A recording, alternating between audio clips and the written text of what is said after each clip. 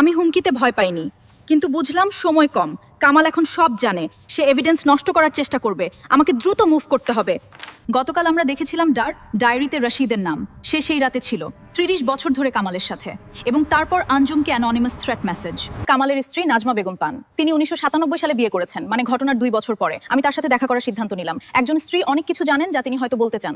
নাজমা বেগম বললেন তার ৩০ বছর ধরে কামাল রাতে ঘুমের মধ্যে একটা নাম বলে, সালেহা। তিনি কখনো জিজ্ঞেস করেননি কে এই সালেহা। নাজমা বেগম আরো বললেন যে কামালের স্টাডি রুমে একটা পুরনো চাবি আছে, সেটা দিয়ে একটা লকার খোলা যায়, যা কামাল কখনো তাকে দেখায়নি। তিনি চাবিটা আমাকে দিলেন। সেই চাবি দিয়ে কামালের অফিসের একটা লকার খোলা গেল। ভেতরে পাওয়া গেল অরিজিনাল ফোর্জড ল্যান্ড ডকুমেন্টস, একটা রক্তমাখা রুমাল এবং সালেহার হাতের চুরির একটা অংশ।